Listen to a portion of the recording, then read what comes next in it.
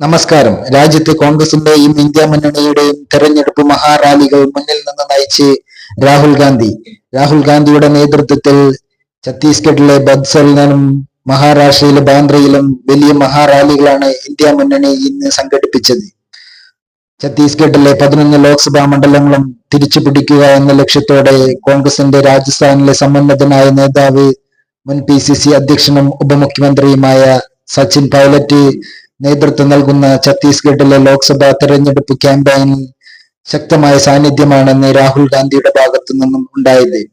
ഛത്തീസ്ഗഡിലെ പിന്നോക്ക വിഭാഗങ്ങളെയും അതുപോലെ തന്നെ കർഷകരെയും ചേർത്തുപിടിക്കുന്ന രീതിയിലുള്ള അഭിസംബോധനയായിരുന്നു ഇന്ന് ബദ്സറിൽ നടന്ന പൊതുയോഗത്തിൽ രാഹുൽ ഗാന്ധിയുടെ ഭാഗത്തു നിന്നും ഉണ്ടായത്.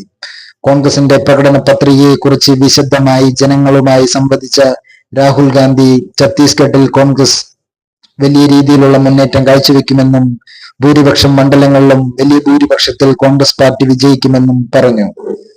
ഛത്തീസ്ഗഡിൽ രാജസ്ഥാൻ മുൻ PCC അധ്യക്ഷൻ AICC ജനറൽ സെക്രട്ടറിയുമായ സച്ചിൻ പൈലറ്റിന്റെ നേതൃത്വത്തിലാണ് തെരഞ്ഞെടുപ്പ് പ്രവർത്തനങ്ങൾ നടക്കുന്നത്. ഛത്തീസ്ഗഡിന്റെ ചുമതലയുള്ള AICC ജനറൽ സെക്രട്ടറിയായി ചുമതലയെടുത്ത ശേഷം ശക്തമായ രീതിയിലുള്ള ഇടപെടലുകളാണ് ഛത്തീസ്ഗഡ് കോൺഗ്രസിൽ സച്ചിൻ പൈലറ്റ് നടത്തുന്നത്.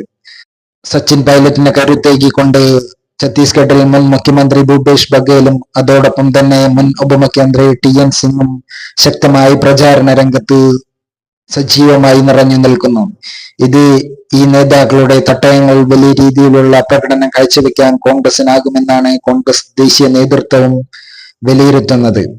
അതുപോലെ തന്നെ ഇന്ത്യ സഖ്യം വലിയ രീതിയിൽ പ്രതീക്ഷ പുലർത്തുന്ന മഹാരാഷ്ട്രയിൽ ബാന്ദ്രയിൽ നടന്ന കോൺഗ്രസിന്റെയും ഇന്ത്യ സഖ്യത്തിന്റെയും പ്രചാരണ റാലിയിൽ സജീവ സാന്നിധ്യമായി രാഹുൽ ഗാന്ധി.